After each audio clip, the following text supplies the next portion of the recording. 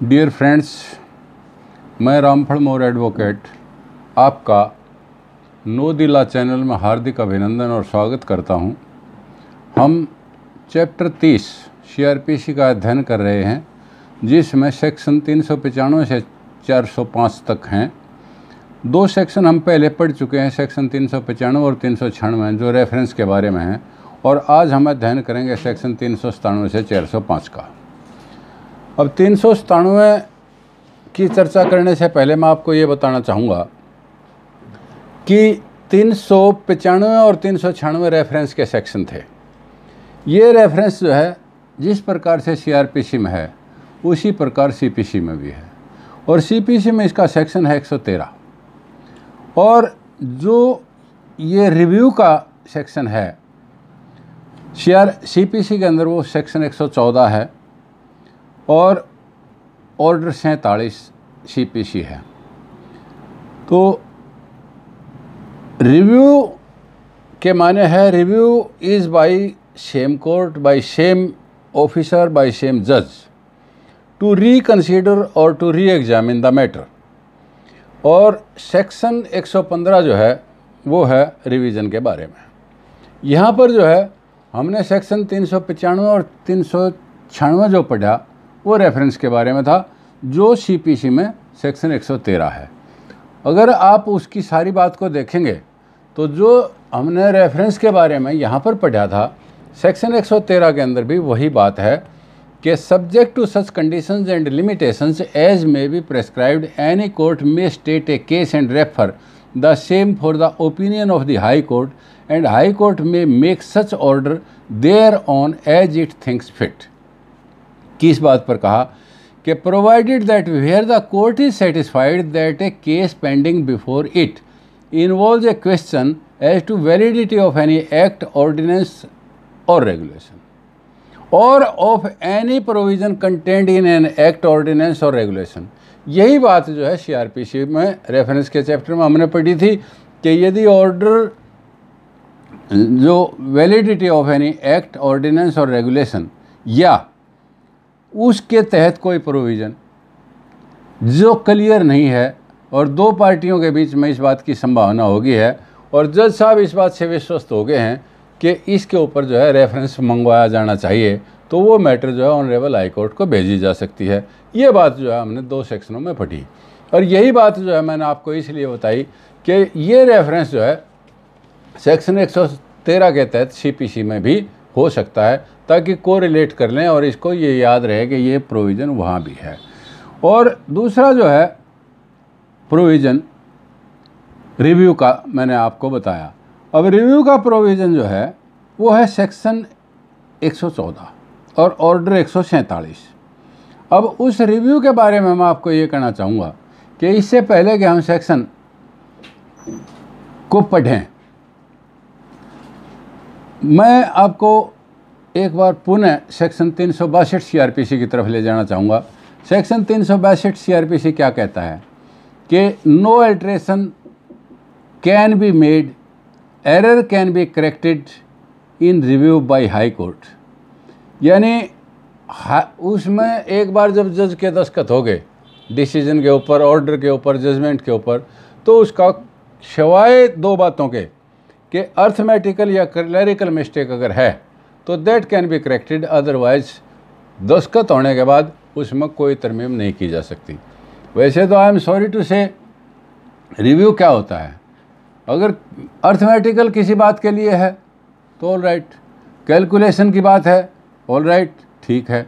Otherwise क्या है, जज को, उसी जज को ये दरख्वास्त देना कि आपने माइंड ठीक अप्लाई नहीं किया, लॉ की अप्रिसिएशन ठीक नहीं की, meaning thereby it is an abusing to the court, और आप उस कोर्ट से फिर एब्यूजिंग करके कोई रिलीफ लेना चाहते हैं, इट इज़ इम्पॉसिबल।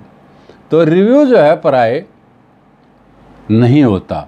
और ये जो है मैंने इसलिए आपको बताया कि सेक्शन 362 क्या कहता है। सेक्शन 362 ये कहता है कि नहीं भाई, ये जो है अगर अर्थमेटिकल और क्लरिकल मिस्टेक है तो ठीक है, अदरवाइज उसकी करेक्शन नहीं की जा सकती। और ये आपको मैंने अथॉरिटी आपको बताना चाहूँगा कि 2007-3 criminal court cases 547 Kerala high court की अथॉरिटी है। Paramasivam versus union of India, जिसके अंदर ये बात भी कही गई है, it has been cemented by this authority also, कि सिवाय इस बात के, यानी किसके, अर्थमेटिकल मिस्टेक या क्लरिकल मिस्टेक के, और कुछ भी उसमें परिवर्तन नहीं होगा, कोई चेंज नहीं किया जाएगा। तो सेक्शन 395 के ऊपर भी एक अथॉरिटी फिर मैं आपको याद दिला देना चाहता हूँ कि वैलिडिटी ऑफ एक्ट और a rule in A case when validity of an act और rule arises to party need not rush to the high court. Accused can raise point of constitutional validity before trial commences before magistrate. इसके ऊपर authority है 2012 criminal court cases 840 supreme Court की authority है। तो Ashok southern गानी and other versus union of India की authority है। अब हम बात कर रहे हैं सेक्शन 115 की रिवीजन की, और इधर जो है रिवीजन शुरू होता है सेक्शन 397 से 405 तक। इसके अंदर देखेंगे, पहले मैं थोड़ा सा सीपीसी के सेक्शन 115 की तरफ आपका ध्यान दिला दूं और ये बता दूं कि 115 भी रिवीजन का सेक्शन है और यहाँ पर 397 से लेकर 405 तक है। तो उसके अंदर जो है एक अथॉरिटी आपको बता देता हूँ जो सिविल साइड की अथॉरिटी है, that is very important authority, section 115 के ऊपर दी गई है। उसमें कहा गया है कि revisional jurisdiction, revisional power can be exercised to undo injustice, यानी रिविजनल पावर कब प्रयोग की जा सकती है, टू अंडू इनजस्टिस, यानी जहाँ जस्टिस नहीं हो रहा ना, यानी इनजस्टिस जहाँ हो रहा है, अन्याय जहाँ हो रहा है, उसको ख़त्म करने के लिए इसका प्रयोग किया जा सकता है, नॉट टू डू इनजस्टिस, ना कि अन्याय करने के लिए। तो इसलिए ये अथॉरिटी बहुत इंपॉर्टेंट अथॉरिटी है। ये बेसिक माइंड में रखना चाहिए बेस कि ये जस्टिस करने के लिए है, ना कि इनजस्टिस करने के लिए। अब हम सेक्शन 397 पर आते हैं। सेक्शन 397 CRPC क्या कहता है, calling for records to exercise powers of revision. उच्च न्यायालय या कोई भी सेशन जज, यहाँ पर ये बात नोट करने की है कि रिवीजन जो है दोनों जगह लाई करता है, हाई कोर्ट में भी और सेशन कोर्ट में भी। तो ये क्या कहता है, उच्च न्यायालय या कोई भी सेशन जज अपनी लोकल ज्यूरिडिक्शन के अंदर किसी भी इन्फीरियर क्रिमिनल कोर्ट के सामने चल रही कार्रवाई के रिकॉर्ड को किसी फाइंडिंग की लीगलिटी, करेक्टनेस और औचित्य की, जिसमें सजा दी गई है या कोई आदेश पास किया गया है, अपनी संतुष्टि हेतु उस रिकॉर्ड को मंगाकर एग्जामिन कर सकता है। रिकॉर्ड मांगते वक्त निर्देश दे सकता है कि दंडादेश या आदेश निलंबित कर सकता है। यदि अभियुक्त कन्फाइनमेंट में है तो उसे जमानत पर छोड़ सकता है, और व्यक्ति बॉन्ड पर छोड़ा जा सकता है जब तक रिकॉर्ड का एग्जामिन नहीं हो जाता। बहुत क्लियर सी बात है कि सेशन जज या ऑनरेबल हाई कोर्ट दोनों के अंदर रिवीजन लाई करता है।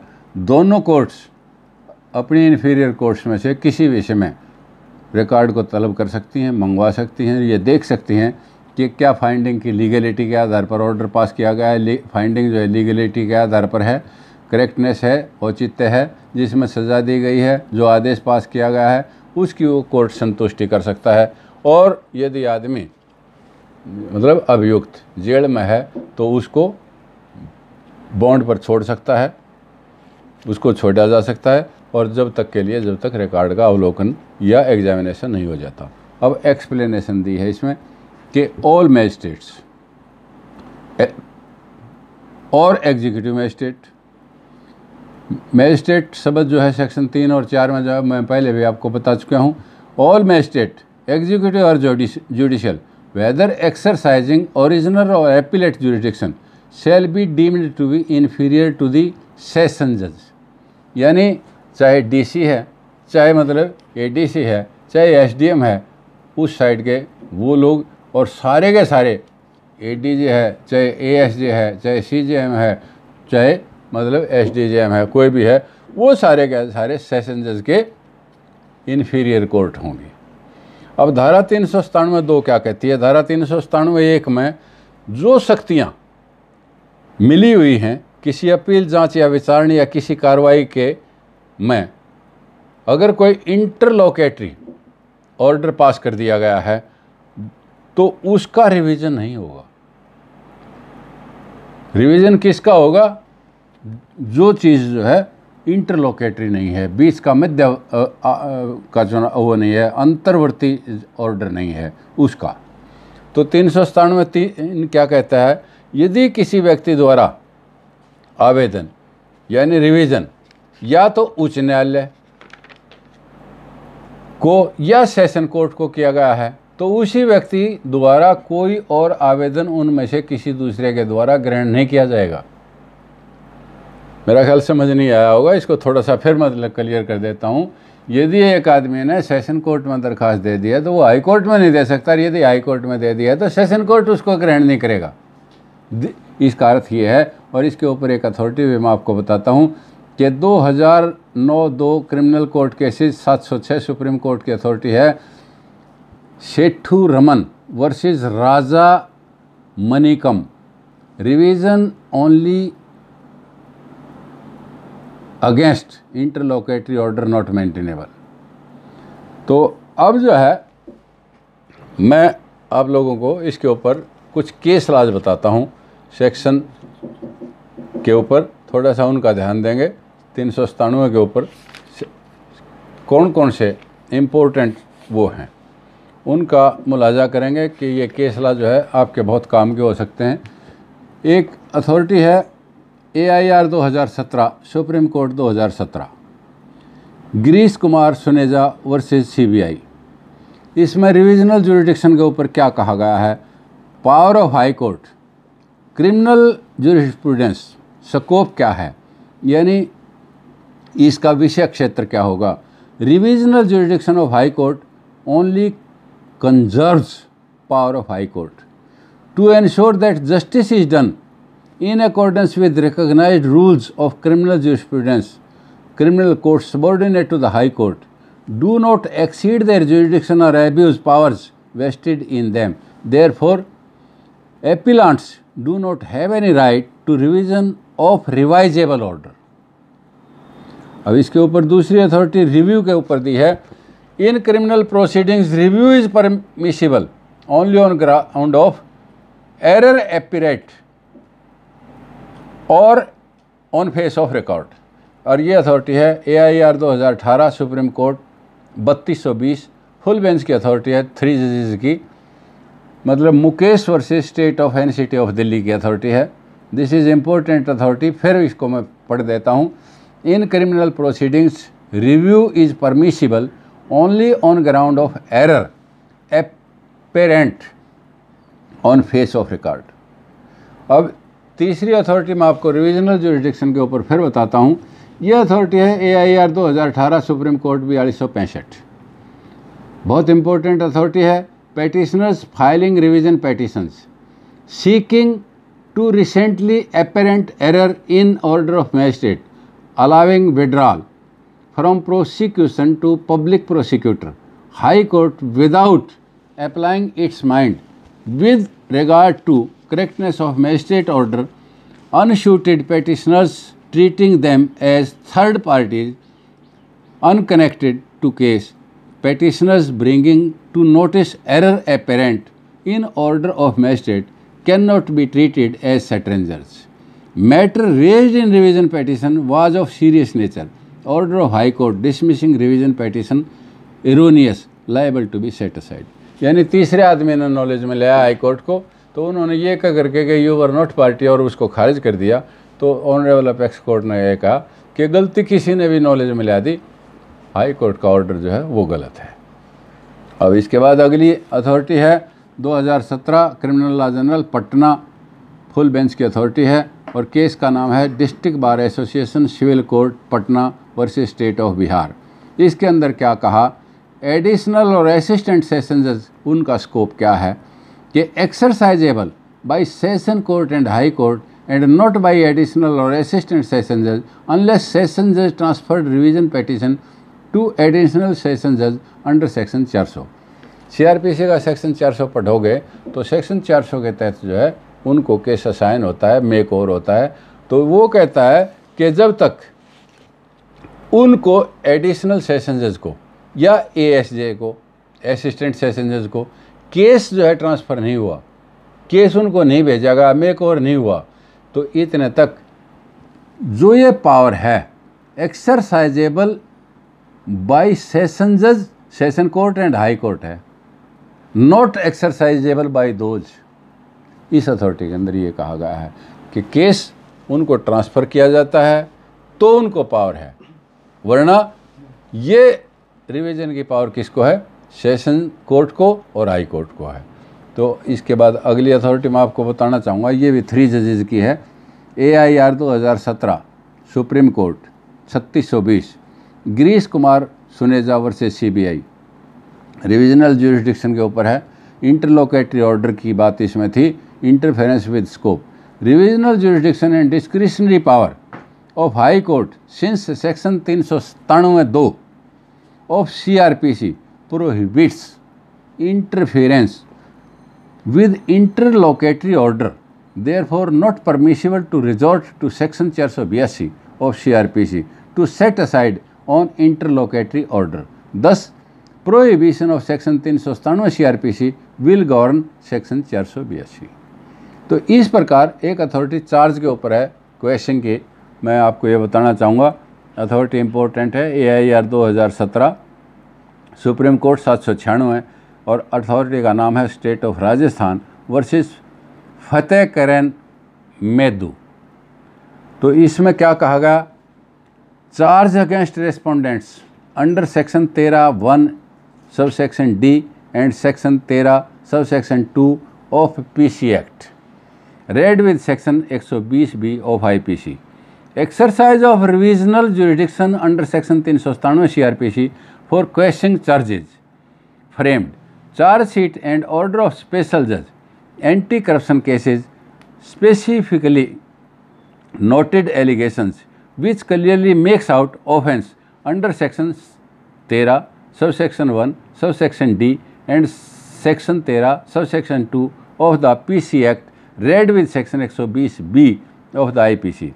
High Court urged in questioning charges framed by an order passed by special judge, anti-corruption cases in exercise of its revisional jurisdiction under section 397 CRPC। तो इस प्रकार एक अथॉरिटी और नोट करेंगे, ये अथॉरिटी है 2017 3 सुप्रीम कोर्ट केसेज पेज 198, और यही बात जो है मैंने जो आपको बताई थी, AIR 2017 Supreme Court 796 state of Rajasthan versus Fateh Karam वाली अथॉरिटी, इसी के अंदर ये भी हेल्ड किया गया है कि ऑब्जेक्ट क्या है। Provision of section 97 object of is to set right a patent defect और एरर ऑफ ज्यूरिडिक्शन और लॉ और perversity which has करेप्ट in proceedings. उसके बाद एक्सरसाइज ऑफ ज्यूरिडिक्शन स्कोप के ऊपर एक अथॉरिटी है 2017 सुप्रीम कोर्ट 796, इसी अथॉरिटी के अंदर ये बात कही गई है जो मैंने अभी बताई थी। इसमें कहा गया है कि exercise of jurisdiction under section 397 in context of questioning of charge framed under section 228, scope of interference under section 397 at a stage when charge had been framed is well settled. तो इस प्रकार से सेक्शन 397 हमारा पूरा होता है। अब हम आते हैं सेक्शन 398 की तरफ, और सेक्शन 398 क्या कहता है? सेक्शन 398 कहता है कि जहां धारा 397 के अधीन रिकॉर्ड का अवलोकन पर या अन्यथा रिकॉर्ड देखने से या किसी और सूरत में जब उच्च न्यायालय या सेशन जज के सामने कोई बात आती है तो वो क्या कर सकते हैं? CJM को या उसके माध्यम से उसके अधीन मजिस्ट्रेट को निर्देश दे सकते हैं कि जो परिवाद धारा 203 या 204 की उपधारा 4 के अधीन खारिज किया गया था या जिसमें दोषी को डिस्चार्ज किया गया था, उसकी के अतिरिक्त और जांच करें, यानी एक एडिशनल इंक्वायरी की जाए और अपने अधीनस्थ मजिस्ट्रेट से करवाएं। सीजेएम को भी ऑर्डर दे सकते हैं, सीजेएम को ये भी कह सकते हैं कि वो स्वयं इंक्वायरी करे या अपने अधीनस्थ से करवाए। तो इस प्रकार से 203 और 204 के अंदर यदि किसी आदमी को डिस्चार्ज किया गया, छोड़ा गया है, तो कहता है कि इसमें एडिशनल इंक्वायरी की जाए और मतलब वो चाहे खुद करे चाहे करवाए। तो अब 398 हमारा सेक्शन पूरा हुआ। हम 399 की तरफ बढ़ते हैं। 399 क्या कहता है? 399 कहता है कि किसी भी कार्रवाई का रिकॉर्ड जो सेशन जज ने स्वयं मंगवाया है, उस मामले में वह उन सब शक्तियों का प्रयोग कर सकता है जो माननीय उच्च न्यायालय को धारा 401 की उपधारा 1 के तहत हैं। यानी जिस प्रकार से ऑनरेबल हाई कोर्ट को जो पावर्स रिवीजन में हैं, वो सारी की सारी शक्तियाँ ऑनरेबल सेशन जज को भी हैं। जहाँ सेशन जज के सामने रिवीजन के रूप में कोई कार्रवाई उपधारा 1 के अधीन प्रारंभ की गई है, वहाँ धारा 401 की धारा 2, 3, 4 और 5 के उपबंध जहाँ तक हों ऐसी कार्रवाई पर लागू होंगे और उपधाराओं में जैसे उच्च न्यायालय की कार्रवाई और रेफरेंस में लागू होंगे। यानी जो वो हाई कोर्ट की पावर्स हैं वो उसी प्रकार से सेशन जज में भी उनको प्रयोग कर सकता है। अब सेक्शन 400 क्या कहता है? सेक्शन 400 की बात हमने थोड़ी देर पहले की थी, एडीजे और एएसजे की बात, कि केस उनको मार्क होता है। तो यहाँ पर क्या है कि पावर ऑफ एडिशनल सेशन जज, एडीजे, जिसको अपर सेशन न्यायाधीश भी कहते हैं, उस न्यायालय में जो उसे ट्रांसफ़र किया गया है उसे सब शक्तियाँ होंगी। यानी उस मामले में जो उसको वो केस ट्रांसफ़र कर दिया गया है वो सारी शक्तियाँ उसे होंगी जो इस अध्याय में हैं और वो उनका प्रयोग कर सकता है।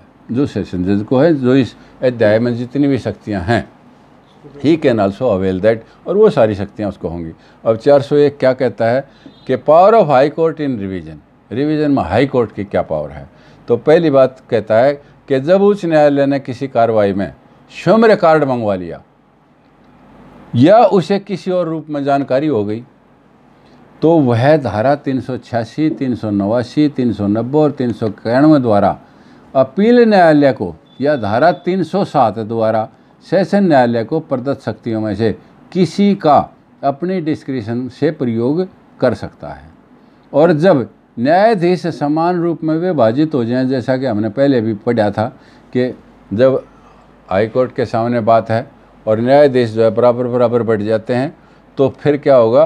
तब न्यायाधीश समान रूप में विभाजित हो जाएं, तो इक्वली डिवाइडेड इन ओपिनियन है, तो केस का निपटारा सेक्शन 392 सीआरपीसी के तहत होगा। 392 क्या है कि तीसरे जज को मैटर रेफर होगी या लार्जर बेंच उन दो के में से किसी के कहने पर भी या तीसरे के कहने पर भी अपॉइंट हो सकता है, बनाया जा सकता है, कॉन्स्टिट्यूट हो सकता है। सब सेक्शन 2 क्या कहता है कि कोई भी आदेश जो अभियुक्त या किसी अन्य व्यक्ति को प्रभावित करे तब तक नहीं किया जाएगा जब तक उसे अपने डिफेंस में या तो स्वयं या उसके वकील के द्वारा सुने जाने का अवसर ना दिया जाए। यानी जब कोई भी ऑर्डर पास करेगी तो honourable high court will hear the parties, और उस पार्टी को विशेष रूप से जिसके खिलाफ ऑर्डर पास किया जा रहा है। तो इस धारा में उच्च न्यायालय को दोष मुक्ति यानी एक्विटल की फाइंडिंग को कन्विक्शन में बदलने का अधिकार नहीं समझा जाएगा। ये सब सेक्शन 3 कहता है। सब सेक्शन 4 का क्या कहता है? जहाँ इस संहिता के तहत अपील हो सकती थी और अपील दायर नहीं की, तो रिवीजन की कोई कार्रवाई एंटरटेन नहीं की जाएगी। अब सब सेक्शन 4 और सब सेक्शन 5 को समझना बहुत अनिवार्य है, दोनों एक दूसरे के कंट्राडिक्टरी हैं। यहाँ पर क्या कहा? यहाँ पर कहा, फिर मैं पढ़ता हूँ कि जहाँ इस संहिता के तहत अपील हो सकती थी, यानी अपील करने की पावर थी सीआरपीसी के तहत और वो अपील नहीं की गई, और रिवीजन की कोई कार्रवाई एंटरटेन नहीं की जा सकती। तो अब अगले सब सेक्शन 5 क्या कहता है?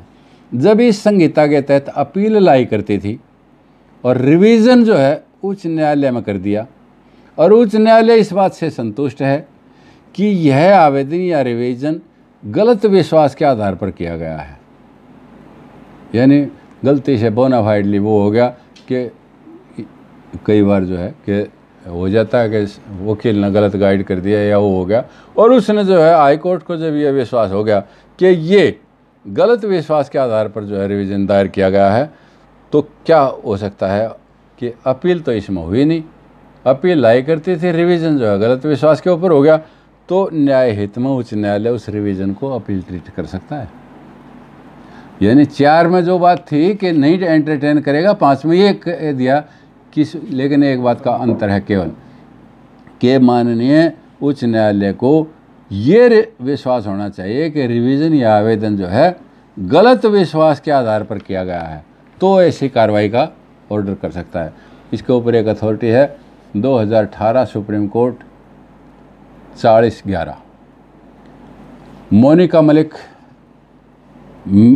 मैनोका Malik and other versus state of West Bengal. इसमें क्या कहा?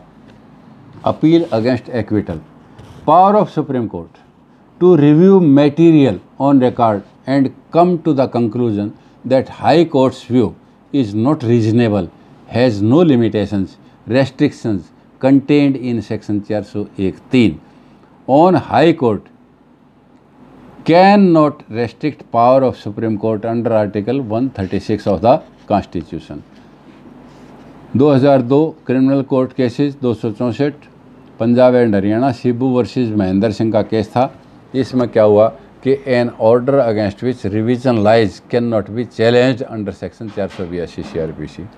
अब 402 के ऊपर हम आते हैं। 402 क्या कहता है कि power of high court to withdraw और ट्रांसफ़र रिवीजन केसेज, जब एक या एक से अधिक आदमी कन्विक्शन के विरुद्ध रिवीजन करते हैं, इसको थोड़ा सा समझने की कोशिश करेंगे।